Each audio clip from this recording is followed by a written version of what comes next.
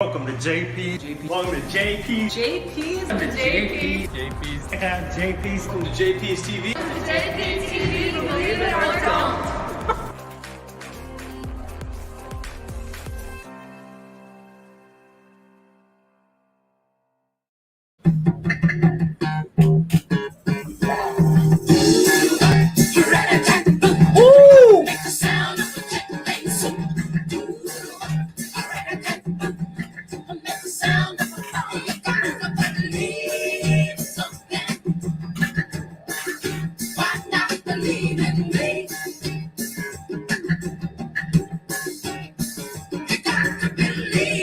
Hey, if you're stuck out there and you weary and you don't know where to go or who to turn to or who to believe in,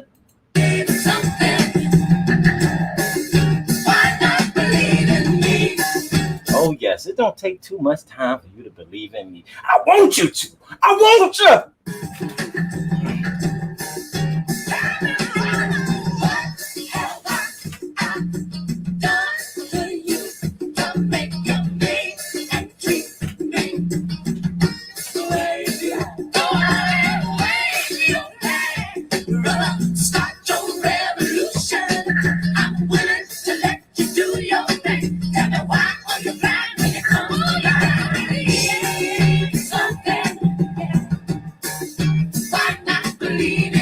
Okay, goddammit, that's right. If you don't believe in anything, hey, y'all believing in everything else. Well, why not believe in me? Welcome to JPTV, Believe It or Don't. Well, we are a anti-vaccinated platform. I would like to just add that in there. What's up, Tony Carter in the building? Thank you for coming past, sir. We appreciate your time. Your time will not be voided here. You will have a great time here with some great information. Ooh, it's going to make some heads roll. It's going to make some heads turn. It's going to make some heads roll. All right. With that being said, okay, let me just take you through what I have to do. Now, I do have some familiar faces today. But what I'm going to do, I'm going to explain a couple of things. Then I'm going to bring them in. I'm going to bring them in after so they can rebuttal, okay? We do have King in the building from KNYN. And you know we got the old troublemaker. You know he's going to come through and say what he has to say. And we also have Kufu the Great. Yeah, they all black. Now, I did have some white ones want to come through today, but I saved this for the blacks today because they are so hung up on this little issue that we're going to talk about today. Man, if you're in the building, make sure you like, subscribe, and thumbs up, okay? I need thumbs up, champ. Thumbs up, champ. All right? Anyway, so let's roll a couple of sound bites.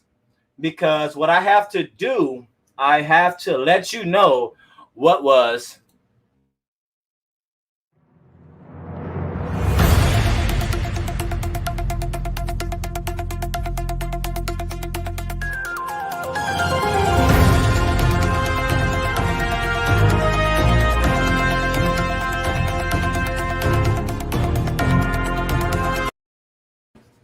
now. For you all, that's some fish eating motherfuckers out there. Yeah, no, I ate some fish too. Check this shit out.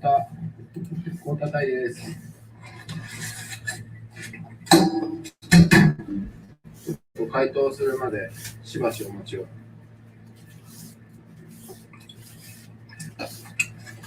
おお、来た来た。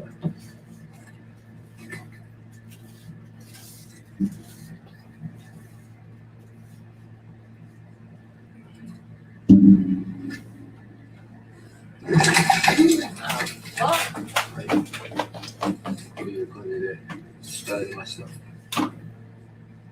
ちょっと水温は温めてあるので解凍は早いです。まあ、こんな感じで普通に引き割ります。ちょっと OK。しばしお待ちを。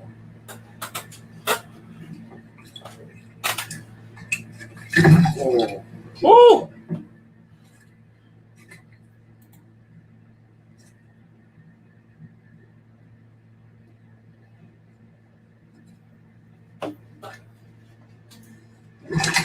Woo! という感じでいただきました。ちょっと水温は温めてあるので解凍は早いです。まあ、こんな感じで普通に行き割ります。ね、ちょっと。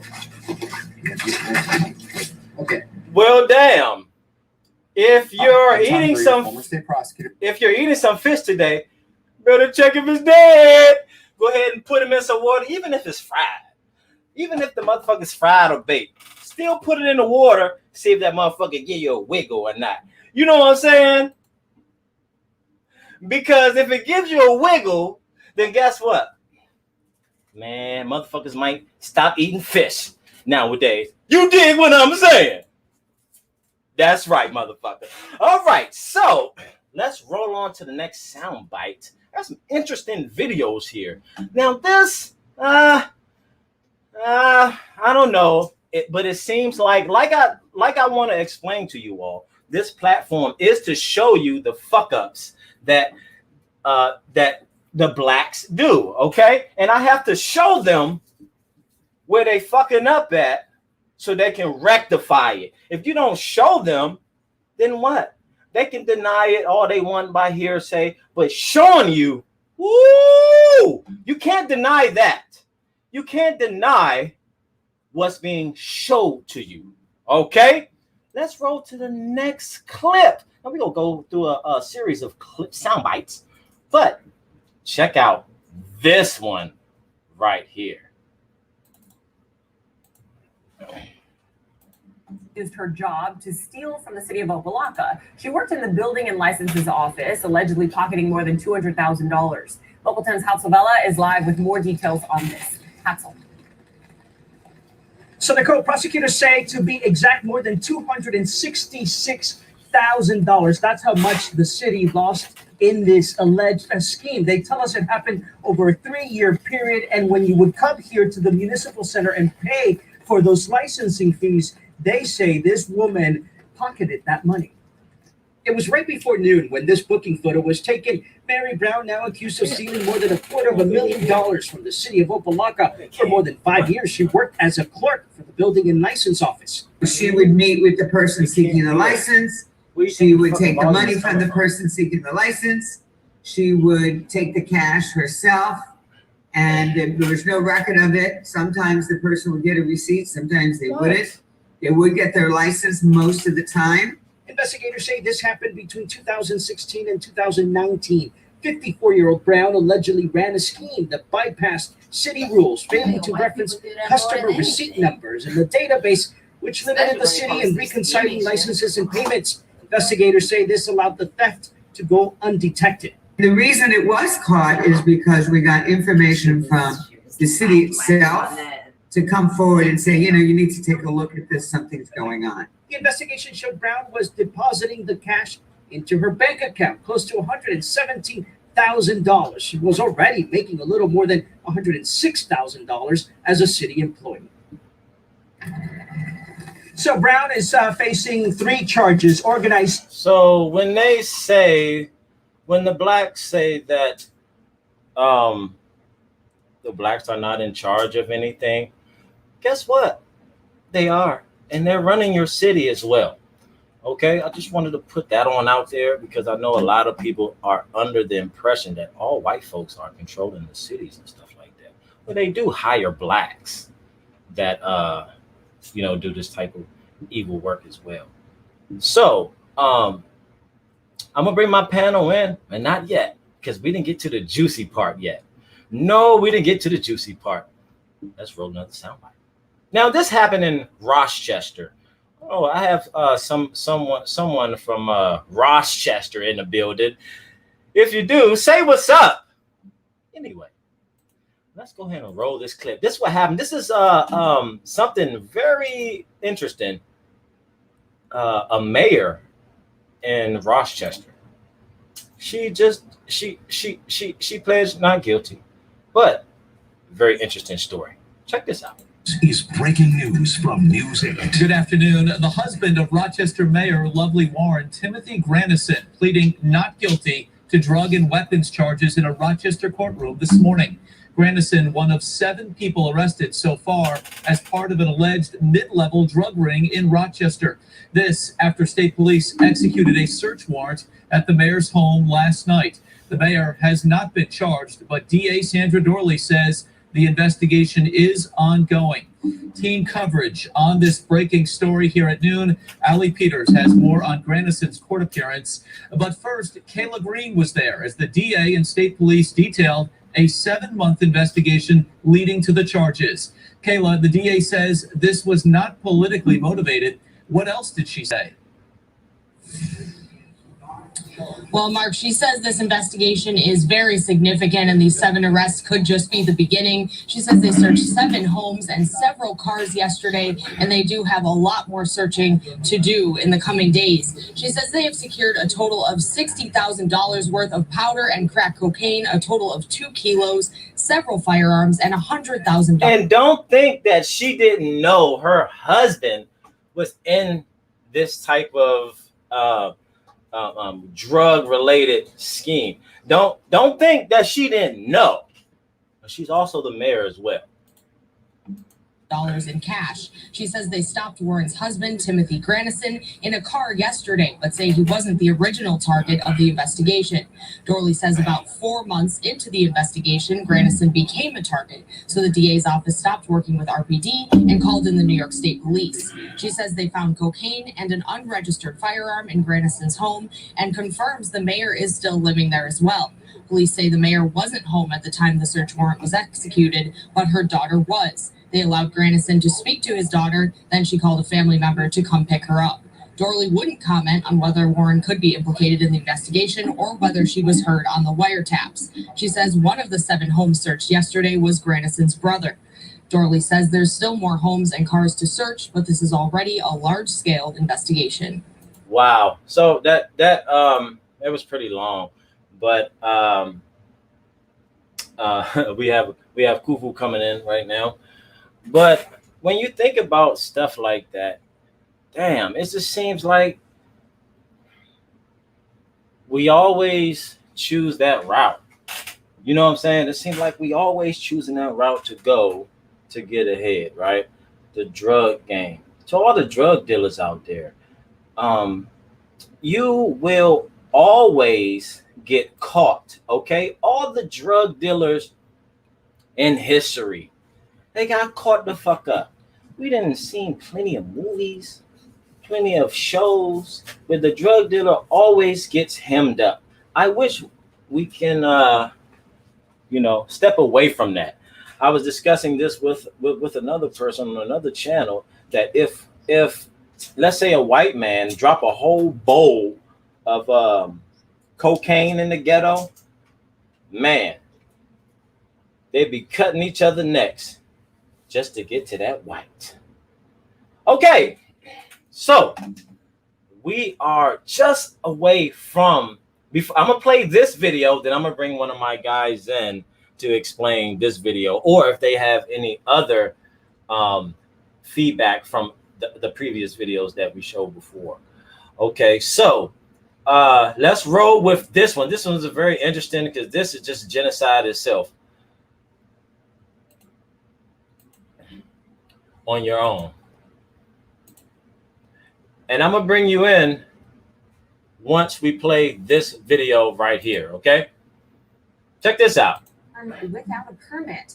Our political reporter Shannon Hecht joins us live from the state capitol, allowed to conceal a firearm without a permit. Our political reporter Shannon Hecht joins us live from the state capitol tonight to explain exactly what this means. Shannon? Under the current law, people have to go through a 9-hour training course as well as pay multiple fees in order to get their concealed carry permit. Right. But they don't have to do that to open carry. And this bill looks to make the concealed carry law consistent with the open carry law. But many of the representatives debated today about whether or not this makes it too easy for people to get a gun without knowing how to use it. No difference between carrying in the state of Louisiana, open carry, where someone carries a firearm that is visible and it's legal, and you put on a coat, and subsequently it becomes illegal. Representative Fontenot has presented the bill to eliminate the training and fees that some of his constituents believe hinders them from getting a firearm. He says he is a supporter of training, so his bill creates a free video by the state police, and concealed carry courses will be optional. He received support from many pro-gun groups, but some law enforcement agencies see it as a risk for officers out in the field who are dealing with people who have a concealed weapon but no permit. It's my belief that this legislation is a public safety issue, and specifically, it is an officer safety issue. Those opposing the bill say that the training is crucial to knowing people are educated on how to interact with law enforcement with a firearm and how to properly use it. Your bill goes against the Constitution, and you keep on throwing the Constitution up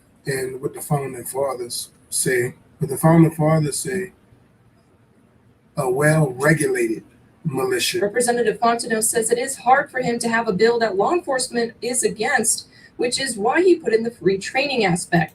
Wow. Let me bring one of my guests in. John, you're up. Gun law. Do you support gun laws? Of course I do. So what do you think about the open carry deal? Do you think that will pose a threat amongst our officers? Yes and no. It just depends on who it is and, you know, their temperament. Nothing is 100%. So I think it has to be regulated, and I think background checks need to be enforced.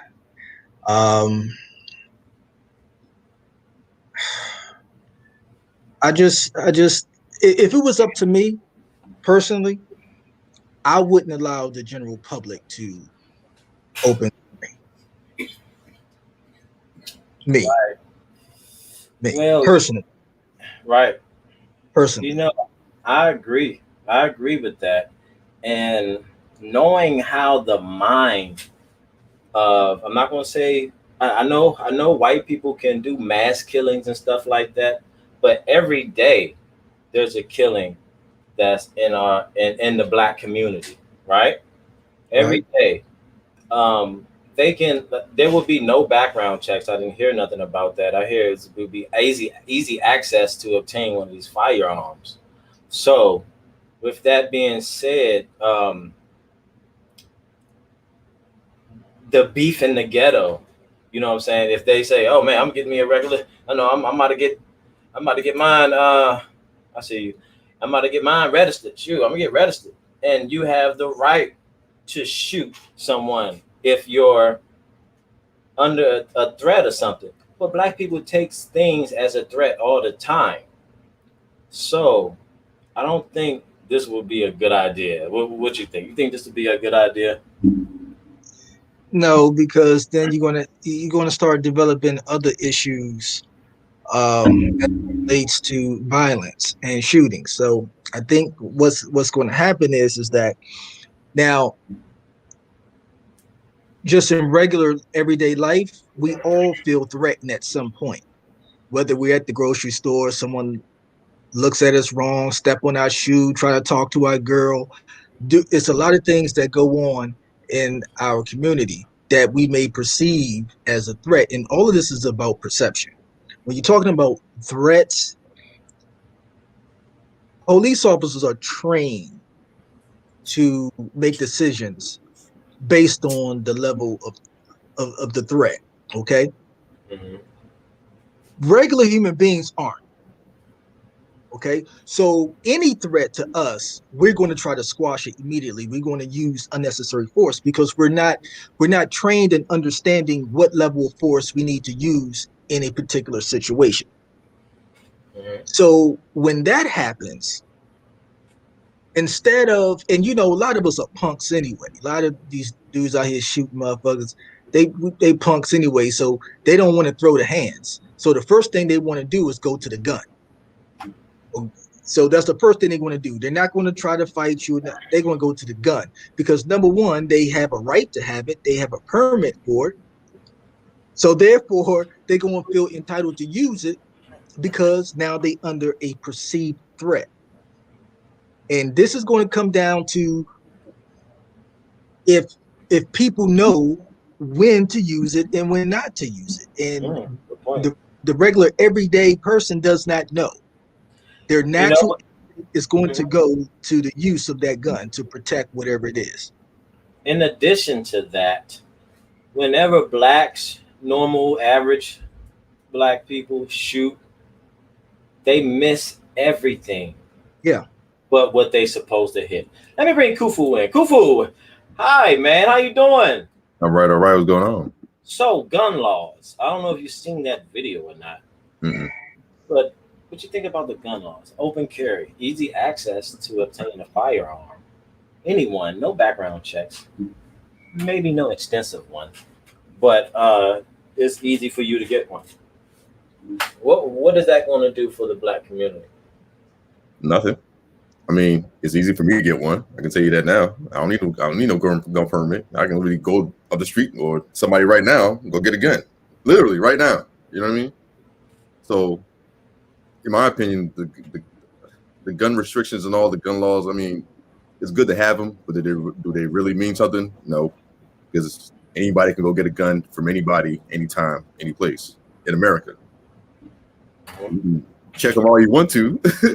But if a white guy says, I want to go shoot a whole bunch of people, he's going to go get a gun. And it doesn't matter where he gets the gun from. He's going to go get one if he wants one. He doesn't need a permit to go in the store to go get one. So, yeah, but Kufu, I think he's talking specifically about normal everyday activity with the gun. Mm-hmm. So if you're out and about, let's say you at Disney World, you know what I'm saying? You just out and about and somebody, I don't know, look at you wrong or bump you. You know what I'm saying? And let's say the dude that bumped him is like 6'9" and look down on him like Slim. You gonna say sorry or what? I'll punch you in your face, whatever, right? And the dude that has the gun, he's a little short dude. He with his family, right? So if he feels threatened and he has the gun, is he trained to understand the level of force he's supposed to use at that time with the gun? So I think the problem, the real question would be, is he trained to understand how to respect a man in his own space? Yeah, but it could be accidental. Yeah, well, but like I said, if we were in our community trained to respect people, as they are, which we're not anymore, is like you said, when we look at somebody wrong, it's a problem. You step on somebody's shoe by accident, it's a problem. Right. You say something wrong, but it's a problem. So we were just trained to, respect ourselves a little bit more. We step on somebody's shoe. It's nothing above you or, below you to say, my bad, excuse me, and just keep moving. You know what I mean? And if somebody says apologizes for whatever the offense was, well, I mean, it wasn't done maliciously. So, keep it moving. So, I mean, it just, when it comes 9 out of 10 times. I was say, like the threat you said before, like if somebody has a perceived threat in our community, like I mean, you have to look at it like this in our community, right? Every day you wake up black. Every day you wake up, go out your house black, something can happen to you. So you're already in a hyper state of awareness all the time. You're always paranoid about something all the time, even when you're not really trying to focus on it. You're aware of something around you. You know what I mean? Being black. So are those people? Should they be trusted to have guns then? If they're always paranoid or worried about, going outside and things happening to them? No, but it's not. You can't stop them from getting a gun. You can't stop. Well, really. Well, that's not true, because a lot of us aren't getting guns because they're illegal to get. But if we are able to go and legally get a gun, then we're going to flood. The communities are going to flood the gun market and pick up guns. The reason why, I have a gun, but before I went and got a gun, I got a gun 10 years ago. So prior to that, I never got a gun. I never went to go get a gun illegally because I know it was illegal to get a gun that wasn't registered. But could I have gotten a gun? Yeah. I could have gotten a gun at any time in my teens, 20s, and 30s. But I never got one because it was illegal to do. But if I can go get a gun legally in open carry, we're going to flood the stores and get guns. Look at it like this, right? Where I'm from, where me and JP from, right? We are from from the hood, right? So I'm from the hood, right? See, road, baby. Well, so you don't have to be legal. You don't have to be legal to get a gun. You can armed felons still have guns. Period. If they out doing what they got to do, they're gonna have one on them. You know what I mean? Okay. I've seen crackheads have guns on them. So it doesn't really matter if you can get one legally or illegally. The guns are a part of this culture. Right, but you can't walk around openly with it. You can't. That's the difference. That's the difference. So if you're able to, you can't walk around openly with it. I will say that black people can't walk. It's legal, but if you want to think about a black person walking around openly with a gun with all the stereotypes we have against us, we're gonna get shot. So it's a double standard if you think about it. Okay, repeat that. You said so we can legally walk with a gun openly. I mean, in certain states, it's legal to walk around with guns. Okay, but as a black person, with all the stigmas and stereotypes, is it smart to walk around openly with a gun? No, because I get what you're saying, because we are perceived as a threat, and that's the point that I'm talking about. Regardless, whatever the threat is, I'm talking specifically about being able to decipher the level, the use of force in a particular situation. Because at this point, there will be so many people walking around with guns legally, openly, that now, when do you use the gun at this point? Well, because now you got everyday interaction now with we got 100 or 1,000 people in a small radius with guns. And let me tell you the worst place you want to be. Let me tell you the worst place you want to be. Okay, I drive. I do Lyft, right? I do Lyft. I was in Baltimore last night. I was on this street, and I'm telling you, Washington Boulevard, Pennsylvania Ave. Nah, I forget. It was off Route 40. It was going towards East Baltimore, but I was just coming out of downtown. Okay. But man, there had to be like 100, 150 people on this one block. Niggas, right? Yeah. The worst place for you to be is anywhere where there's a group of niggas. I'm telling you. Because something is going to pop off. So look, let me ask you, right? Let me ask y'all. Yeah. Who would be properly trained to use a gun? If you had to pick a black or white, it wouldn't matter. Who would you pick? Who would you select that based on your experience and what you've been seeing, you know who trains and stuff like that. Who would you select? No. Would you select a black or white guy? Would you select a black or white? I would select. Based on what you've seen, be honest.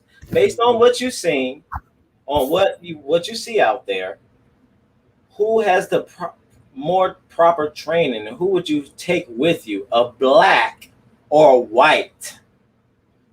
Would take with me with proper training? That you know of. White person. White person. Easy. Kufu. If you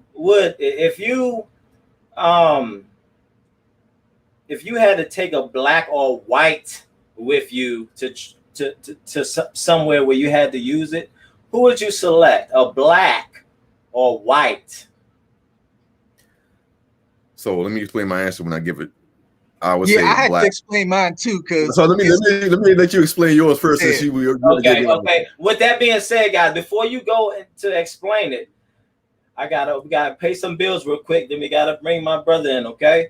All right. Let's go to a quick commercial. Something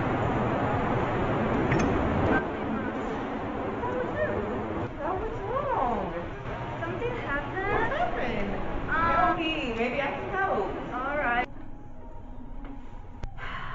don't tell anybody. It's Jimmy. Our sex life sucks. Really? You? I went to Chulanka's shop. I think I have something for you. Let me go get it. She gave me a couple of these. Mojo? What's that? Trust me, he'll get his mojo back in just one pack. Mojo back in just one pack. Alright, girl. I'm gonna turn this Asia.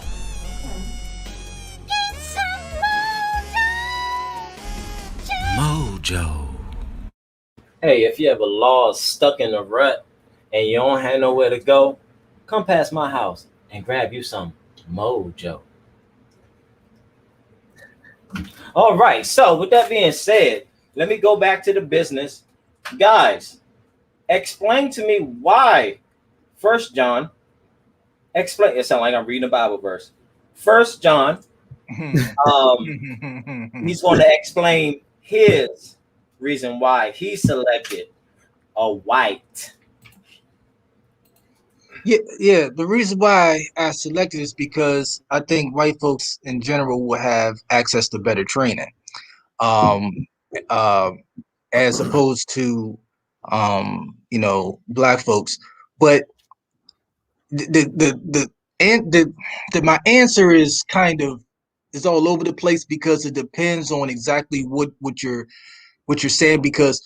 But would I trust a white person to defend me in a shootout over a black person? No, I would not. I would choose a black person. But if you're talking about the level of training, I would go with the white person based upon the fact that But you are going to get into some type of friction. That's why you selecting one to roll with you to war. You can't just say, "Oh, you're going to throw the color in there now." We talking about if you're talking about going to war. That's right. I mean, what war are you speaking about? Like on the street? What? War in the street, in the desert, on a playground. Tell me, what would you select? Well, if you're talking about a regular war. Yeah. I mean, you're taking him. Y'all not going training together. You're taking this guy. Look, man, I need you to come with me. I got some people. You got a black one and a white one. You walk up to the board and you do like this. Beep. It's just like a soda. You know when you need a Sprite, Coke, or a Fanta?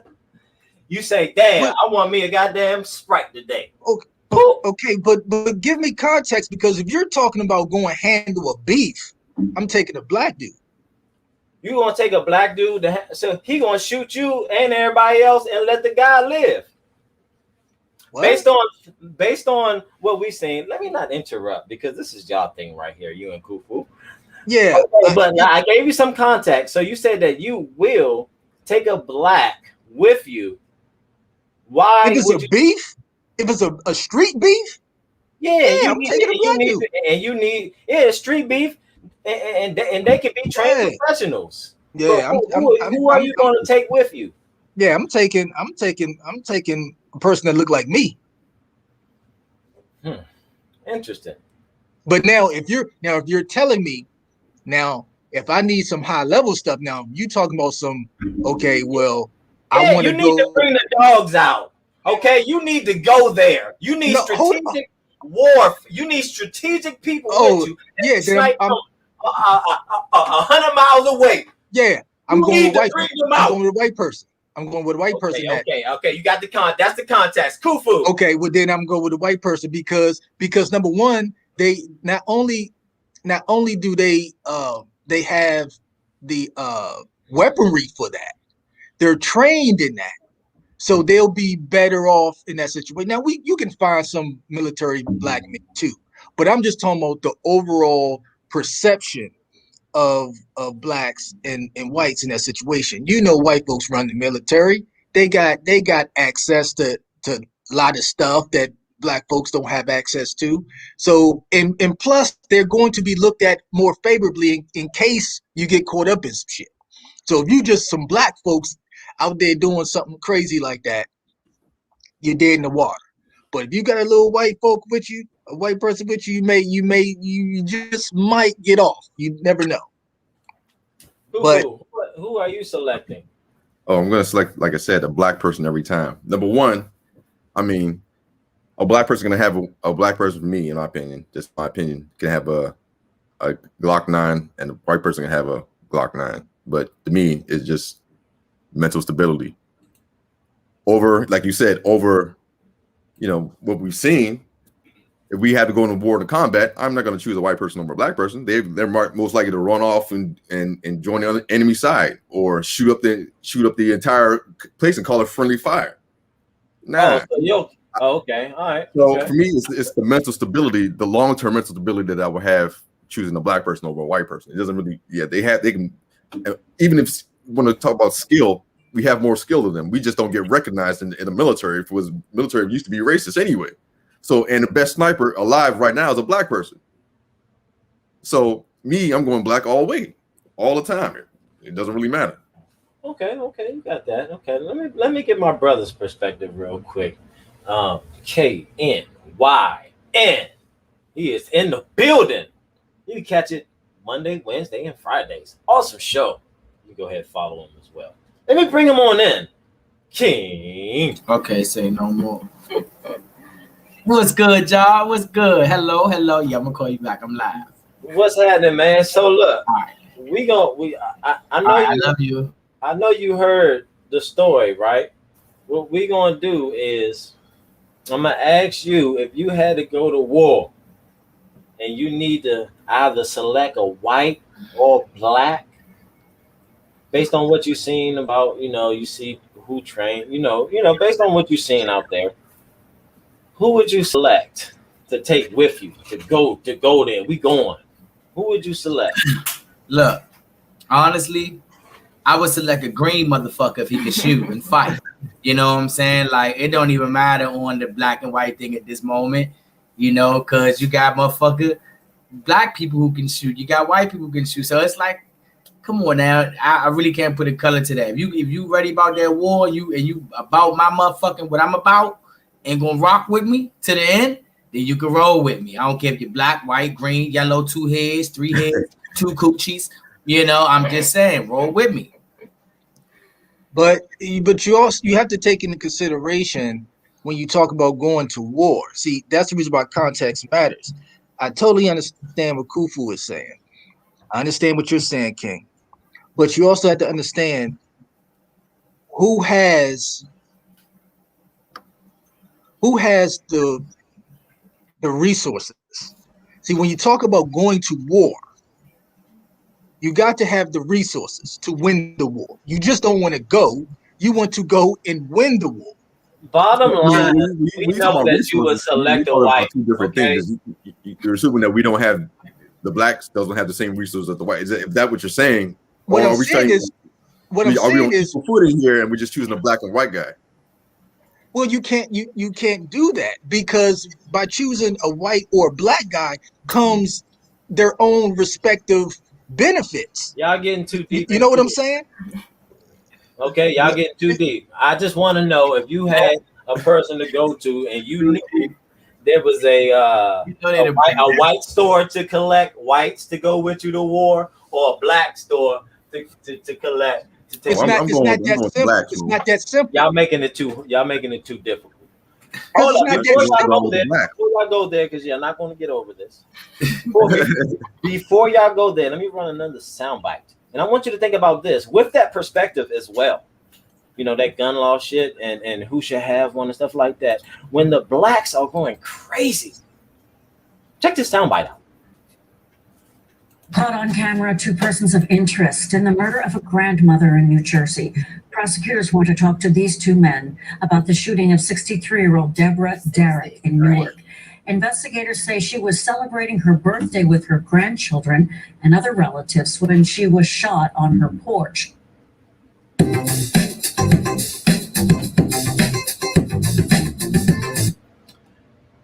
Wow. So, gun. Who should we give it to, huh? Yeah, I'll go first. Give it to. So, what do you think about that? I'll go first. A grandmother. Keep that in mind. Yeah. So, let me hear what you got. Here's the problem. You're only singling out offenses with black people versus the entire news scope of the entire world or the entire nation. So you're basically doing what the media does to us, and what you're doing to us right now is basically stereotyping us being the aggressor, the killer, the shooter. We have a ton of white on white crime, a ton of white on black, white on Chinese, Chinese on black, whatever you want to call it. But you're singling out this one little spectrum of crime, they're blowing it up like and you're making it seem like we're just some kind of vile beast on the earth or something. Not all, but most. But that's how it doesn't matter how all this perception you're giving us black people in general. It doesn't be small or most in general. You're saying we're violent people. Period. You haven't put out one white on white crime on here yet. There's always black on black. So you're basically killing on people basically. No. Slowly but surely. The people are killing themselves. With your help. With your help. No. What I'm doing, I'm actually because we don't see this. It's something that happens in the black community as far as murder, killing, raping every day. Who do we get it from? Okay. What do you mean? Who do we get it from? What do you mean? Who do we get it from? Who do we get it from? So are you saying we got it from the white man? I'm asking you. How you gonna answer a question with a question? I'm asking you. Who do we get it from? We got it from whomever taught us around in that vicinity that we're in. You speak English, right? Who created the environment for us? You created the environment. You speak English, right? Yeah. Who taught you English? My mother. Right. Who taught them English? Keep going back. This is what. Their mother. See, Kufu, you're not going to get them. You're not going to get them because I did this. I did this to him before. Let me get my turn. Go ahead. Okay. Go ahead. So now, the people that committed those crimes, what language did they speak? I don't know. Really? I mean, what language did you just project that newscast in? It's not English. Okay, so it was safe to assume that the people that in that news How or far that are you broadcast. going? I need to know how far you're going back. So just follow me. It's safe to assume the people in that newscast spoke English, right? Yeah. It's safe to say the sailors in that newscast spoke English, right? That's correct. Okay, so who taught them English? Their parents taught them English. Keep going back. Now keep going back. Oh, yeah, keep going back. I, as an African, don't originally speak English. So who taught you English? My mother. Where did the English language come from? Yeah. Where did it came from? It's Europe, I believe. Okay. But the people in British. Go ahead. Okay, so it came from Europe. People in Europe are what what color? They're white. So when I ask you, where do we get the whatever I guess the behavior? The behavior. Where do we get the behavior from? So where do you get the behavior from? So you're saying that we are affected from 150 years ago, correct? You speak in English, ain't you? So what other language do y'all want to speak? You can learn any language you want.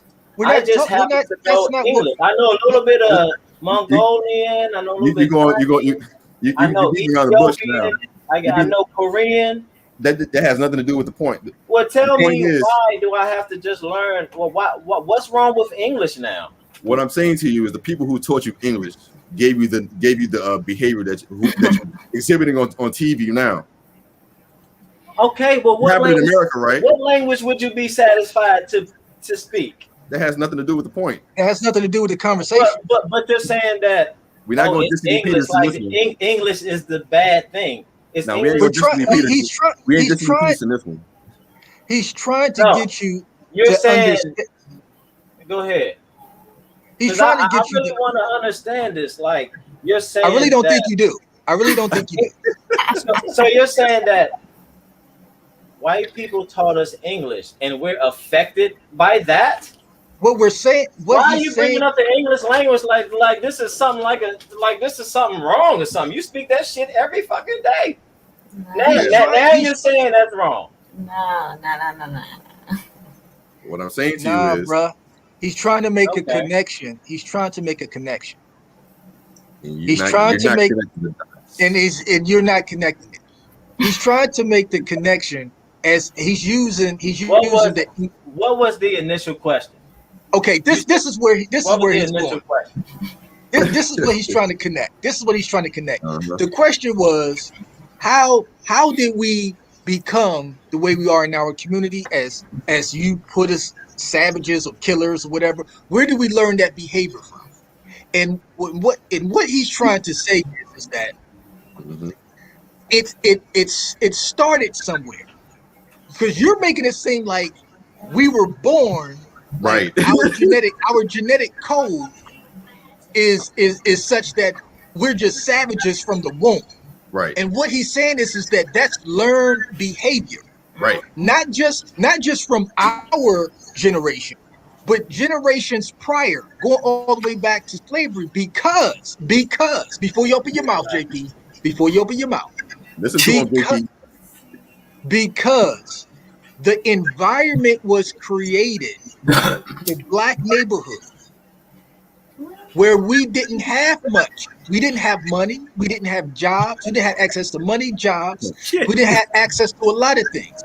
Hold on. Let me finish. So therefore, if you don't have access to money, if you don't have access to wealth, if you don't have access to anything that will create money and opportunity in your neighborhood, what do you do as a result to make money?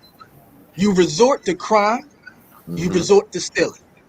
White people did it too. That's what you do. White folks did not have those cluster of neighborhoods where they had to fight each other because they controlled the police stations. They controlled the government. They took all the jobs from white folks. I mean, from Black folks. So they had access to wealth. How can y'all say we just took the jobs when I just showed you the mayor? What the hell did you just say? What are you talking about? I'm talking all the Black folks. Nah, nigga, you said us, we. That was plural of white people. What the hell are you talking about?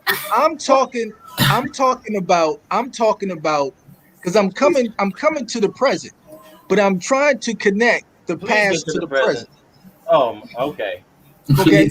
To the present. So Please therefore, get to the present. That's what I'm getting for. So you're telling me now we at the present. You're saying 150 years ago that we learned from some fucking behavior from the slave masters is affecting all Blacks right now? Not all, but most. He's got it. Yes. What? Because that's the silliest thing I ever heard of two grown men. You don't want to make it. You're saying that a white man. You're saying that you're justifying just because they're Black. You're justifying their behavior because of some slavery shit. That's the poorest excuse. By the way, if you look at what happened during the 1970s, you can see that a lot of babies were born out of wedlock. We are in the lead of that. As the highest baby makers on the planet anyway. So what are you talking about? Who the highest baby makers? Who the highest baby Africans. Africans. Africans. That live where? In Africa. What are you talking about? Oh yeah, in Africa. Not over here. Not over here in America. Okay, this is the greatest country. Now you're saying that.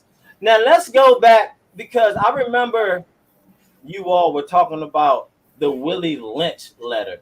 Could you explain to me what is the Willy Lynch letter? Look in the mirror. Yes. Look in the mirror. Explain to the people out there. No, explain to the audience. Is what you're doing. I don't understand. Like I'm Black and slow. Tell me what. No, you're far from slow. What do you mean? What do you mean? You know, JP, I honestly believe he's doing it on purpose. You're pulling out leg, bro. You ain't gonna tell me a Black man thinks like that. You're not gonna tell me that. You're not gonna make me believe. Explain to me the Willy Lynch letter. The Willy Lynch letter was a letter that theoretically was written in I believe it was 1712. By if I'm not mistaken, a slave master from where was he at? One of those, I forget where he was at. But anyway, He was a slave master who had success in training his slaves, and he didn't have a lot of rebellions. Where in Americas there was a lot of rebellions, so a lot of the slave owners, so slave masters, summoned his expertise. And what he did was, supposedly, this is all hypothetical. It hasn't been proven, so I don't know. But what happened was when he came to the United States. Hey, Kufu, do you remember what's the name of that place he came from? What was the name of that? Who? He came from the island. Who? Willy Lynch. It was in the Bahamas somewhere. Not the Bahamas. Yeah. I forget. But anyway, small island, yeah. Yeah, but anyway, so he came to the United States, and I believe it was somewhere in Virginia, Jamestown or Jamesport, something like that. And what happened was supposedly he wrote a letter. And the letter basically illustrated how you turn a slave or the slaves against each other. And how he wrote it out is that you turn in every way possible. You put distrust between every aspect of the slaves' blackness. So you have light-skinned people who distrust dark-skinned people. You have the men distrusting women, the women distrusting the men distrusting the daughters distrusting the mama. So in every way, you create a distrust. Yeah. So therefore, essentially, you distrust everybody. Let me reiterate real quick. I know. I want you to take a look at something real quick. Could you read that for me, please? Damn. Go ahead. Okay, South Carolina State University professor says the story of a white slave owner giving a speech on how to control slaves is no more than myth. The speech was said to have been delivered by Willy Lynch on the bank of the James River in the colony of Virginia in 1712. I think it would be best described as an urban myth that persists. It just won't go away. Many people find it very appealing, but it's a complete fabrication done in the early 1990s. It has no more historical credibility than George Washington chopping down the cherry tree or Christopher Columbus sailing across a flat planet. Dr. William Hines said, those myths kind of live on too, but Washington never chopped down a cherry tree. Columbus was fully aware that he was sailing around the globe and not a flat surface. The Willy Lynch myth fits into that kind of non-history, but it is appealing. People find it fascinating and keep passing on, Hines said. This is kind of distorted. Kufu, take over this real quick. This is very interesting. They say that no one has ever found the location or the original copy of the Willy Lynch speech. So here's the thing, right? So Willy Lynch is not a real person. I don't know what. Right. So why are blacks so hung up on it, saying that affected them? If this never existed, it's what was done. Because you guys told me that this was the problem with blacks. You said the Willy Lynch letter specifically was the problem with the blacks. But it was actually a real letter, though. Let me just state that too. So it was actually a real letter that slave masters actually followed to the T.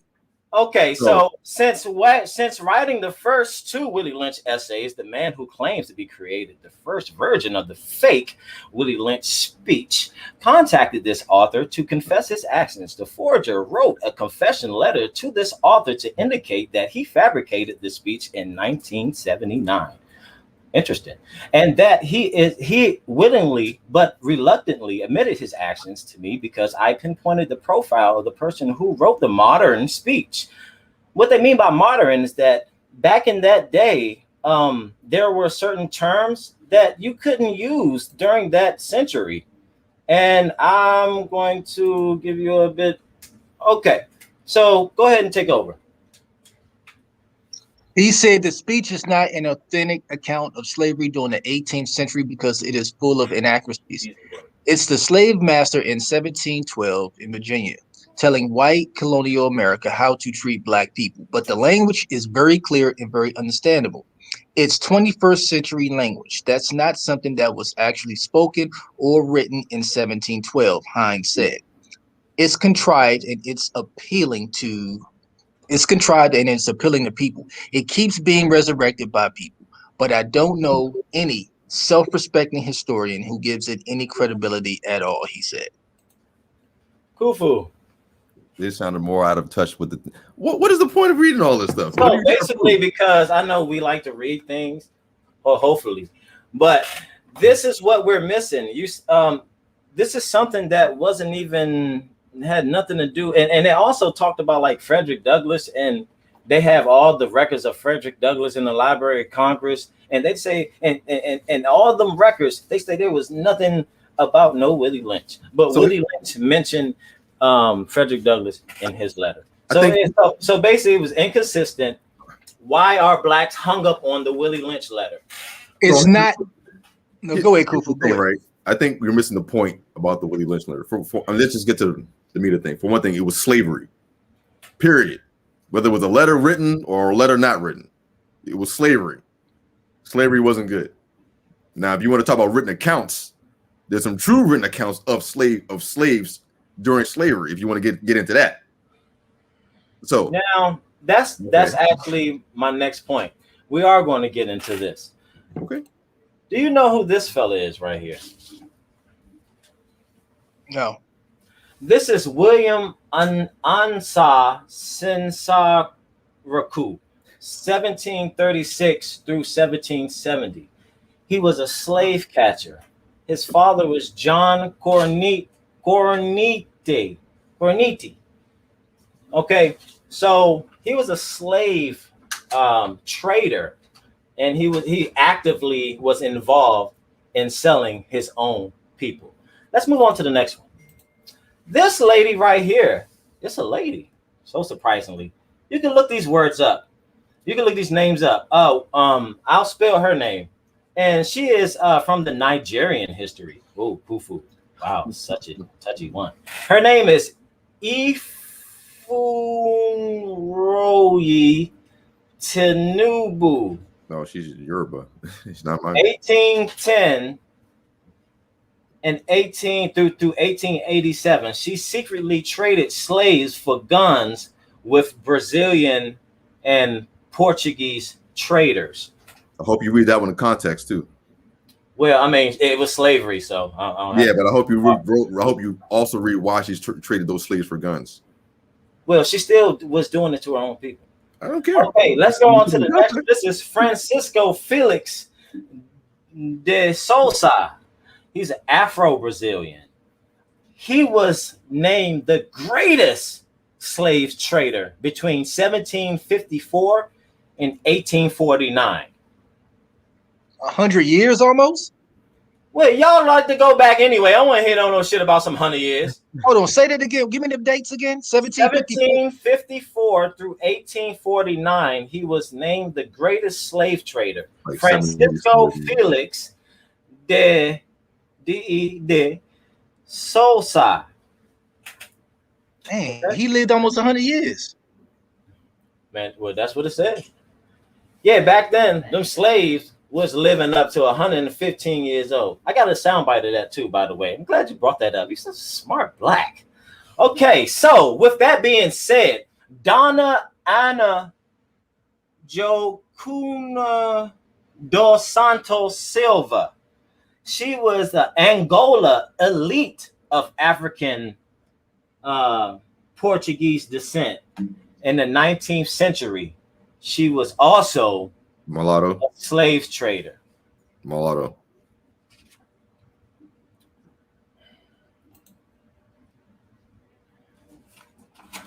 Y'all gonna trip off this one. This one is King Gezo of the King of Dahomey.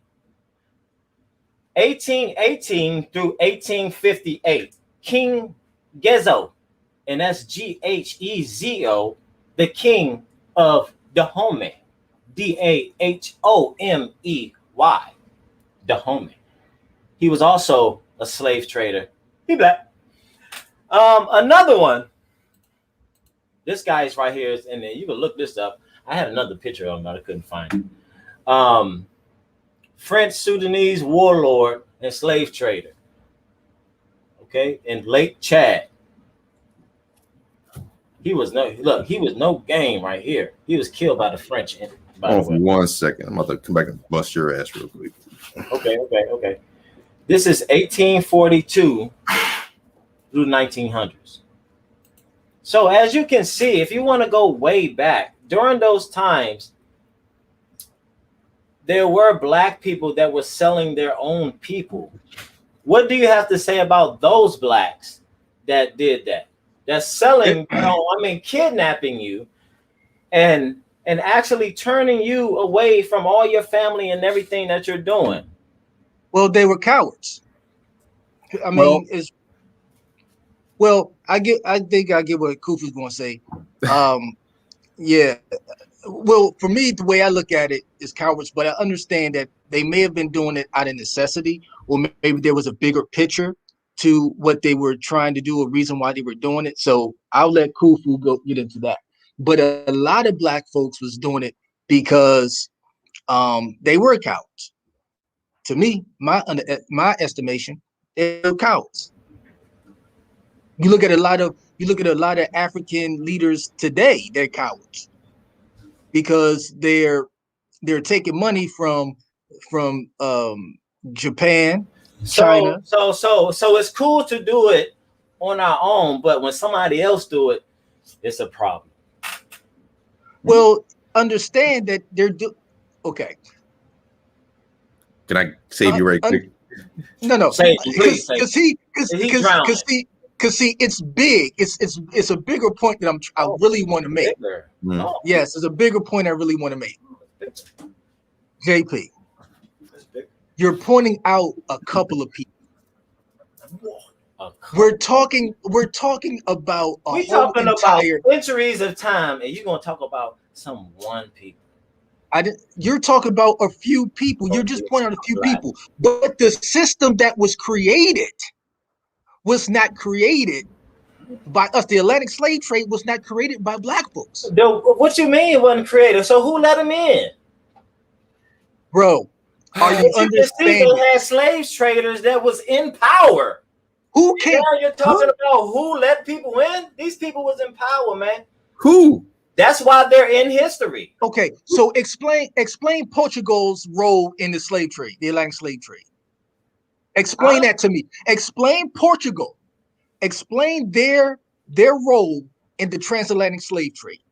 I don't know nothing about I don't know. Could you explain to us? Before you even no, because you did your research on what black people did. Yep. A few black people. You need to go back and see what the Portuguese did. I'm not Portugal though. Why would I want to learn about that? You're here because of the Portuguese. Okay, so tell us about it. I don't know. No, you go research it. Go research. I gotta go. Oh my God. You go research it. So we can have give me some type of this. Give me some type of like, okay, they did this, and I figure out the rest. You know, the Atlantic. Meet me halfway. Go ahead, Kufu. Go ahead, Kufu. Go look up the Pope during 1549. That's all I'm going to say to you. You're here because of that. All black people are where they are because of that one little fucking cracks. And so you're trying to get back at that? No, I'm not getting back at anything. What are you talking about? I don't even know where the conversation's going at this point. But I want to chip off that right there because it seems like the blacks have this anger towards all white folks. You have one black that says all whites are racist. Is that anger? So let me ask you this, JP. Let me ask you this. Name one time in history, right, when you see an all-white group march or what have you, all white march on the behalf of another ethnic group. Name one. All white? All white. And they marching for somebody else? Exactly. And yeah. I can't name one. I can't. Never happen. It'll never happen. Okay. So when somebody says that there's no ethnic group that's on the top going to give up their power to somebody that's on the bottom, it's never going to happen. So when they say all white people are racist, you can literally say all white people are racist, because that's the ethnic group at the top. They're not going to give up their power to people that's on the bottom unless we take it from them. What do you mean by blacks are on the bottom? What do you mean by that? Because all blacks have this mentality that they're on the bottom. Can you explain that to us? Sure. If you're going to listen. Go ahead. Well, in every phase of our society, black folks are pretty much at the bottom. If you're talking about Let me go ahead and see. Let me go ahead and narrow it down, and let's get to what is hindering you. Okay. Come on back. Get over here. So tell me, as an individual, tell me, why do you think that now all black folks, including yourself, because you subscribe with this concept that you are at the bottom as an individual? Explain to the people, why do you think yourself and other people are at the bottom, and explain this bottom to us. Me? Oh, I thought you wanted to. Sure. Okay. As I was stating, every phase of this country, when you're dealing with our societal issues, black people are pretty much at the bottom. Okay, if you want to talk about education, you want to talk about even religion, you want to talk about economics, we're at the bottom. I made this point a couple weeks ago on your channel, and we need to understand this and how important it is.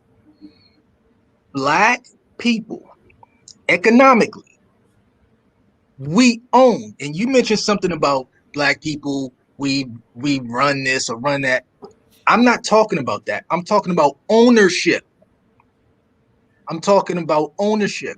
We own less than a half of 1% of all the wealth in the United States. Less than a half a percentage. We own all that wealth. Well, we don't own all that wealth. So 99.5% all the wealth in the United States is owned by someone other than black people. Stop right there. Hold up. Stop right there, because I want to go tit for tat. So okay, you're saying that, okay, black people don't own it. It's somebody white behind it, right? And that's literally, so I want to get this. It's literally stopping black people from owning things. Now tell me about this ownership thing, because I know black people own businesses and own homes and stuff like that. Could you get into the ownership thing? Sure. And we made this point to you before and you didn't listen. Just because you own a house does not mean it's yours. Because you own a house, you still have to pay taxes on it. And you still can lose that damn house to the government, which is run by white folks. Because if you don't pay your taxes, that's your ass. So the two things that black folks have that we take pride in: home ownership and our vehicles. Our vehicles depreciate, so that ain't no good. And our home. But if we don't pay our car note, guess what happens? The bank come confiscate. If you don't pay them taxes, they come get your house. So outside of the houses and outside of the cars, we may have a business here and there, but understand, it's under the umbrella of white supremacy. So yes, we can rise above poverty and we can even become rich and wealthy. But you have to understand that there's a certain level that we're going to get to that white supremacy is not going to allow us to get to, because at the top, hold on, let me make this point. Right.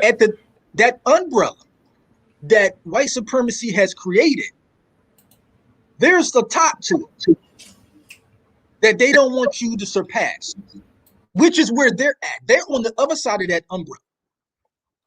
Okay? They're the ones that created the umbrella. So they are above and they in that vast space of universe. They all out there with no limits. We're underneath that umbrella. So yes, within the psyche of the black mind, yes, we can go and be better and do better things and be owners of things and buy things and whatever. Yes, we can. But are we going to be able to ever, as a community, not one person, I'm not talking about one person, I'm talking about as a race, are we ever going to be on the level as the Japanese, as white folks, as the East Indians? Are we ever financially ever going to make it to a level where we share power with them? If I'm not mistaken, we don't even have a seat at the United Nations. Kufu, correct me if I'm wrong. I mean, black person I knew was Kofi Annan. That was about it. He was the head. We don't even have a seat at the United Nations. You sure? Last I checked. So we can't even discuss world affairs. We can't even influence world affairs. Because we don't have no representative. I don't know. Well, who is the representative for the whites? Everybody. Right, but huh? Who you say? Man, pull up the United Nations. Just Google it real quick and type in United Nations. Y'all blacks think that it's some ruler behind somebody that's controlling all these white people to go against y'all. It is not like that. No one said white people. We're talking about the system of white supremacy. Do you know? You said that it was the umbrella of white supremacy had that paying taxes. Do you know that white people pay taxes to secure their home as well? Or when they in jeopardy, that they go to the bank and say, "Look, man, I'm white," and they say, "Oh, never mind, go ahead, you good." Huh? Is that what you're saying? Because everyone has to pay taxes. If you didn't know that, I'm sure you do.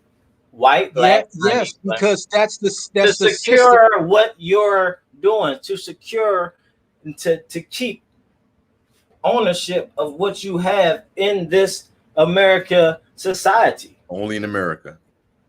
And it's everybody has to pay. Everybody has to pay taxes. Exactly. So why are you saying that? Why did you even bring that up about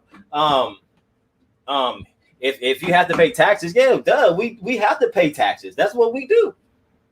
Well, yeah, but we're talking about ownership, and all I'm saying is if you don't pay the taxes on your house, not black folks, but white folks come and get your house. Well, whoever is in charge of it's not whoever, because blacks aren't the ones coming to put that sign up on your house. That foreclosure sign. It don't matter who. You're in jeopardy because you didn't take care of your business. That's the bottom line. I don't know what y'all bringing this color stuff before. You didn't take care of your business because when you did take care of your business, they wasn't around. You're missing the point. It's not about are you able to buy the house or pay for the house or not. We're talking about ownership, and I'm saying you don't own the house.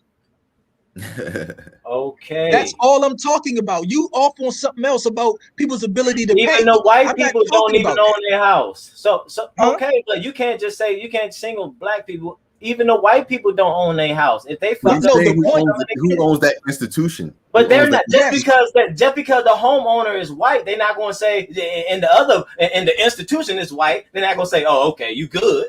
Who owns the institution? Who owns the banking system? JP. Shit, who owns the bank? It ain't us. So, okay, I don't fucking know. Maybe you're a fucking white person. So the fuck. Then why are you asking questions if you don't even know the background to the conversation? Black folks don't own no banks. They can have a black man that worked for the bank that put that fucking sign on there.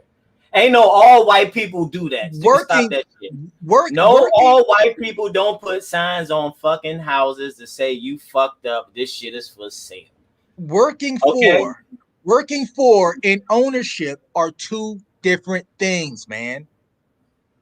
What are you trying? Oh, okay. What are you trying to? What are the blacks trying to own? Let's get there. Are you trying to take over the world? What are the blacks trying to own in your mind? What are you trying to have that will make y'all say, "Oh, okay, all right, I'm good." I'm about to go sleep in a second. Tell me sleep in a second. Tell me what would make you think that all blacks are good? Because y'all saying that y'all missing something, right? Nobody said that. Let me read some financial black-owned institutes and credit unions to you. Al America Bank in Birmingham, Alabama. Are they syndicated? Commonwealth National Bank, Mobile, Alabama. Are they syndicated? So you reading all these little no-time banks, but all these banks now they no-time. Are they like a Bank of America? Are they like a Wells Fargo? Yeah, a bank that actually controls the direction of the financial market? Oh, no, they're not. They're little small, Of course it is. Of course they're going to get into that as a bank. There's plenty of them that does that. That's what the business is for. So there are black-owned businesses and black-owned banks that does exist. That if you mess up and skip a payment tremendously, they as a black-owned business bank will come snatch your shit. Hey Kufu, did you hear his language? He said there are black-owned banks that do exist. Yes, that do exist. Hold on, let me finish reading this though. But you don't say that for white banks. You don't say Bank of America do exist. Right. You know what I'm saying? No. What? Yeah. Oh my God! I'm saying black-owned banks exist. Okay. Let me just say this real quick. If they didn't exist, what other banks would there be in existence then? It's 20 of them. I mean, if they're black banks, what are the other banks? What do you mean? What are the other banks? You just categorized this as black banks. So what are the other banks? They probably white-owned banks. But who gives a fuck if you do business with that? If you do business with that black bank, they come snatch your ass up. Let me read the last comment. For credit unions, members are the owners, and the National Credit Union Administration relies on credit unions to self-report as black-owned. Not all credit unions from NCUA's list be verified as black-owned. And this is stuff that you can look up yourself. So I don't know why y'all so stuck on because you said that the white man come and get your shit. But if you do business with a motherfucking black bank, motherfucker, they gonna come snatch that shit up as a black bank. So you can't blame that and say, the taxes. You're talking and say, the taxes.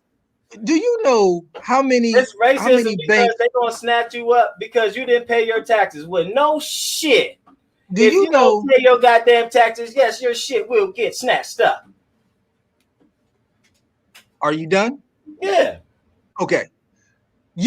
Okay. Let's say in America, let's say you ran on 1,000 black banks, right? Let's say you found 1,000 black banks. Okay. If you was to give us 1,000 black banks right now, you probably act like that's a lot. Which bank do you have? But hold on. But hold on. Let me make my point. I let you sit here and talk. Man. Go ahead. Okay.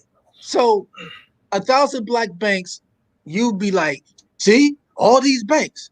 But if you compare these thousands of these 1,000 banks, black banks, compare that to the larger number of banks that's run by white folks, we're talking probably 30 to 1. If that. If that. So for every black bank, there's probably 30 white banks. You're only 13%. So keep that in mind anyway. So that's right. So what's your point? If we're 13%, of the population, Why don't we at least have 13% of the wealth? Answer me this. What bank do you have? What does that matter? No, tell me. I'll answer it because see, I'm not afraid of questions. Who you banking with? I'm with damn, who am I with? Oh, I'm with Navy Federal. Oh yeah, me too. So there you go. You just proved that point right there. Really. I'm with Navy Federal. Credit union. Me too. Crickets. He proved he. No. Go ahead. I didn't hear your question. Go ahead. You asked me something? Nah, we gave you the answer. I gave you an answer. Yeah. That was weak. And that's not affecting all black people. That's some weak shit right there. I gotta go. I'm gonna get off. Right? I gotta go. You asked me what bank did I bank with. And I told you Navy Federal. Okay. That's all I said. I told you I answered your question. That's what you're supposed to do in a conversation. You ask a question, you give an answer. That's all I did. The initial question was the point of all whites don't own banks that would take your house. That's the point. I didn't say that. There are black banks that exist. This is my point. There are black banks that exist that do business in that type of business field. So if you mess up and take your shit, a black person will come that's from a black own, and they say they own it. They own that business, and they can do whatever they want.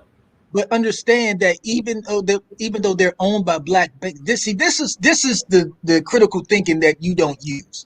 Even though there are black owned banks, they still operate under the federal guidelines of white supremacy. So therefore, but what they do, what happens by you having a black bank, you don't have to worry about, but it still originates with white. Yeah. So when you have a black bank, what happens is that you don't have to worry about the discrimination as you would if you went to Bank of America or if you went to Chase or Capital One. You don't have to worry about the discrimination. They will be more lenient with giving loans to black folks, but you still have to operate under the rules and regulations of the United States government, which is a white supremacist government. Period. How does white supremacy stop you as an individual? You're obviously not listening. No. Tell the people out there that does black and slow like that stop me what? That stop me what? Okay, because you say it exists. Tell me how it exists to you.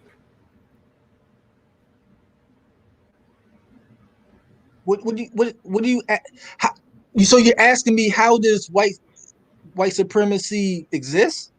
So or what's the question? You say it exists. So tell me how does it exist to you?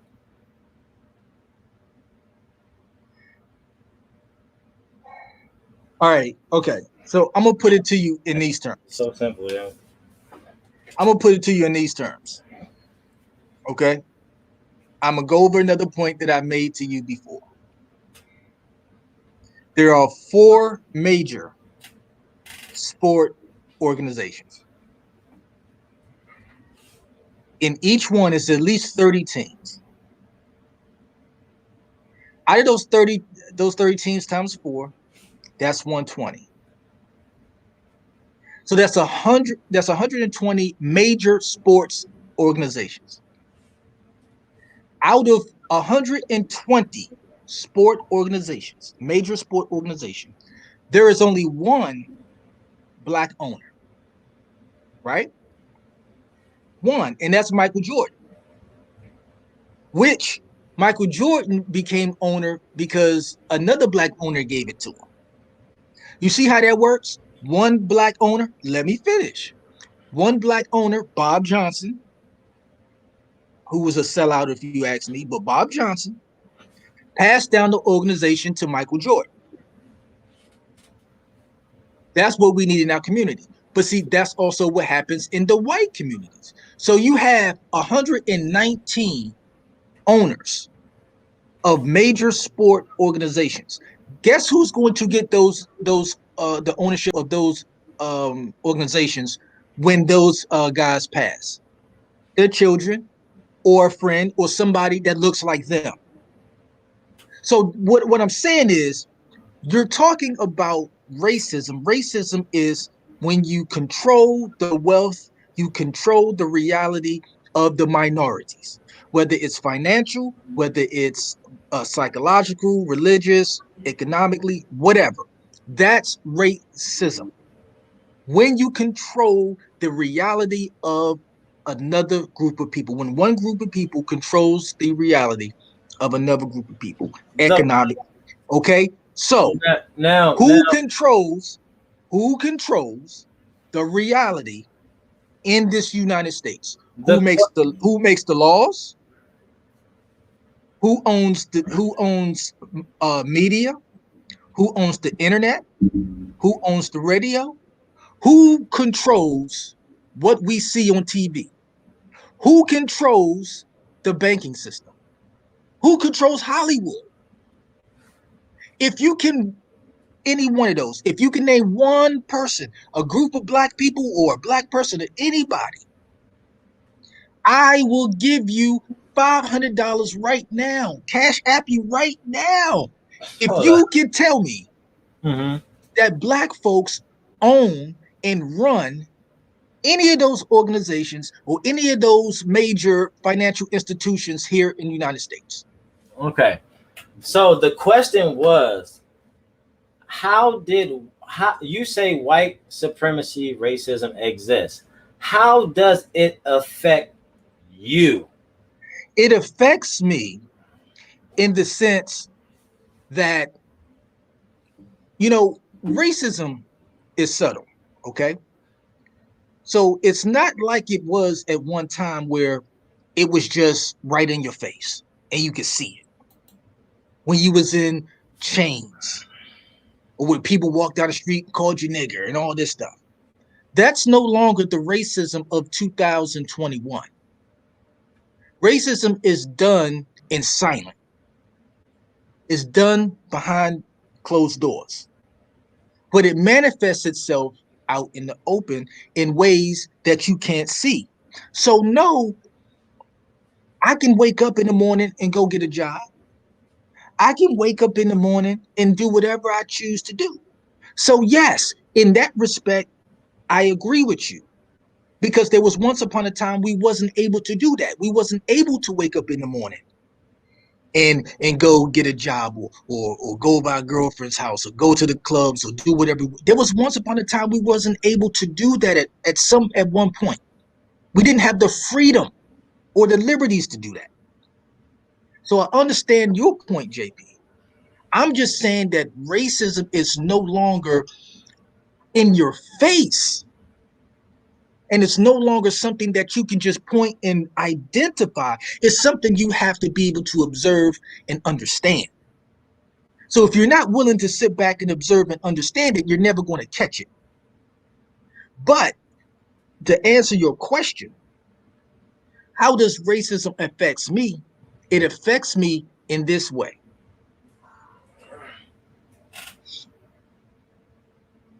You talking about me personally, right? Yeah, because if someone says that something exists, okay, that means that they have a problem with it and they go through it like every day. They wake up, think about it, they say, shit, there you go again. Fuck this fucking racist. Yeah, shit, it got me again. Tell me and break it down to a microcosm, because I'm black and slow. Because I never been, but you tell me how it affect you as a man. Racism exists. How? Let me give you an example. Let me give you an example of racism. Can I do that? That happened to you, yes. It happened to me. And it happened to me in January. Let me tell you. So I was working this job, right? It was an overnight job. I was a concierge. I was working down there at this building, right by the National Stadium, right across the street. I worked at the front desk. So the property manager there was like a white Hispanic lady, I think Hispanic, white, whatever. I worked the overnight. The person that relieved me in the morning, he was like I don't know, Haitian or something like that. I don't know what he was, right? But he was something like that. So he would never come on time. Now, give you context. I didn't work for the property management. I worked for a concierge company, okay? It was a staffing company. The guy that relieved me in the morning, he worked for the property manager. So basically, he worked for the lady that ran the building. I didn't work for her. I worked for someone else. But I just worked in that building. So in a nutshell, he would leave. Well, I would leave at 7 o'clock when he doesn't get there. He'll come late every day, just about every day. Then one day in January, I get off at 7 o'clock. I left at 7. He didn't get to work until about 8:50. So almost 2 hours went by. So I got a phone call from my company saying, was I still at the building? I said, no, I left at 7. I get off at 7. I did my 8 hours, I'm out. They said, well, were you relieved? I said, no, he never showed up. And he doesn't show up. I always leave at 7 o'clock. She said, well, you wasn't supposed to leave until you. I said, well, I told everybody that he doesn't come on time. Okay. I told people, everyone knew this. So when the property manager found out, guess what? She said she did not want me to come back to the building and work there no more. A person who worked his 8 hours, did his shift, got off at the time that she pays me to get off. She kicked me out of the building, but the person, the Habib or whoever he is, who kept coming late every day, she kept him working. Why was I fired and he was still there? So now hold on. The lady that for the company that I worked for, she was black. She fought for me. She fought to keep me there. But the white Hispanic lady, she said, nah, I don't want him there. If he's going to be leaving before his relief gets there, what else is he doing that we don't know about? Yeah. I mean, if you own the business, how would you feel about somebody leaving before they shit? How would you feel? No, I didn't leave before my shift. I left at the time that I was scheduled to leave. Her worker was the one that was coming late. But you still responsible till somebody get there, man. You gotta wait till you relieve. That's the job. You got to do that. And that's fine. I'm not even going to argue that. I can, but I'm not going to argue it. But I'm gonna throw this at you. So then why was the dude that got there 2 hours late and he didn't call? He didn't call nobody. He didn't call his manager. He didn't call anybody. Why was he still there? Now it's 2 months or 3 months after I left, he was still there. Why is he still there? Because you left early and he came late. He was right on time.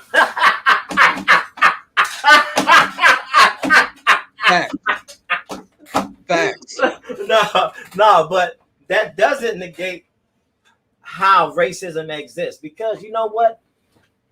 And I want to explain to you that was not an answer that was good enough to be affected by an individual from moving forward and what he wants to do. Yeah, we get knocked down, but what did you do after that? You went back up and nothing else stopped you.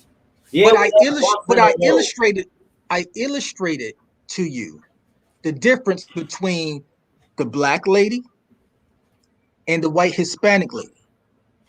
The black lady,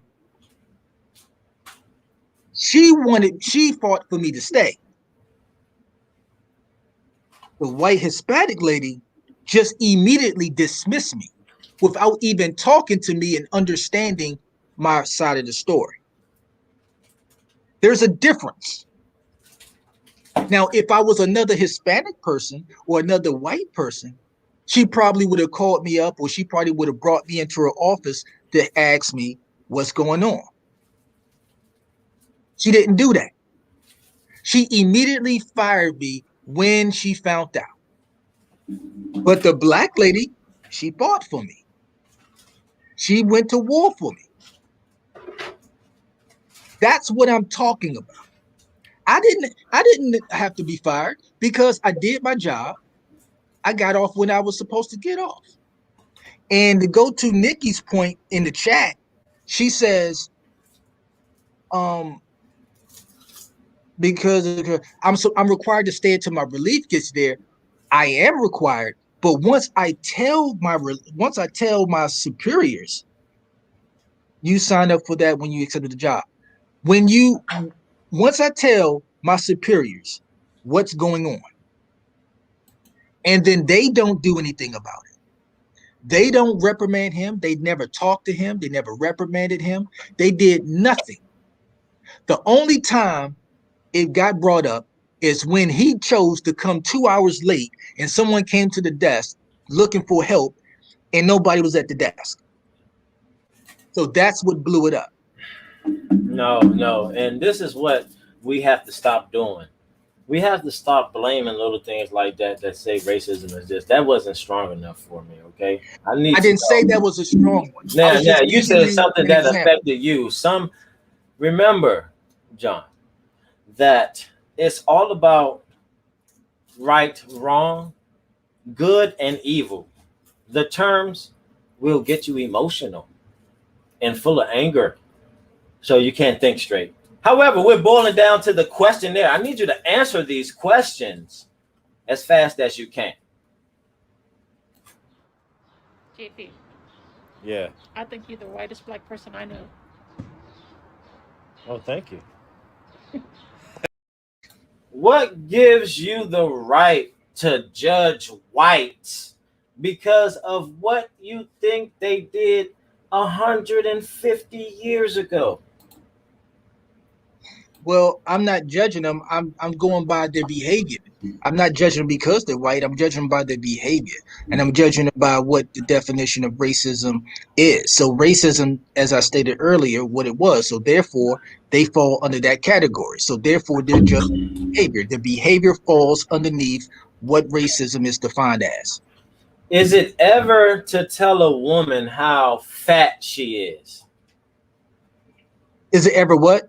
Let me clear. Is it ever okay to tell a woman that she's fat? Fat in a good way or just out of shape fat? Out of shape. Yeah. Out of shape. No. Nah. True or false? Is America the greatest country in the world? No. False. Would you celebrate White History Month with me? I absolutely would not. Why? We're answering questions. We're answering questions, right? Okay. Go through the questions. All right, I got one more question. I'm gonna come back on that. All right. If you had some work to do on a house, would you hire a black or Hispanic? Black. You know, you know damn well. Well, okay. Hey, that's your answers, man. I don't have nothing. Now tell me one thing, though. One thing. How do you spell shop? Shop? Yeah. S-H-O-P? Shop? Yeah. S-H-O-P? Yeah. How do you spell shop? Okay. S-H-O-P. And what do you do when you get at a green light? Stop. Hold on. You said when I get at the green light, I'm sorry. Go. I'm sorry. You go. You accelerate. It's too late. JP's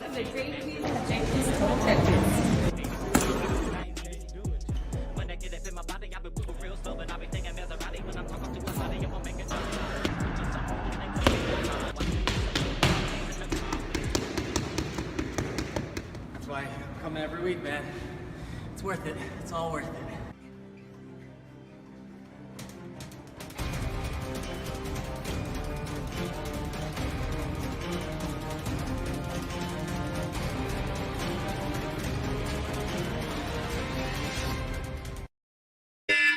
All right, y'all, we heading out. Enjoy this video while you at it, baby.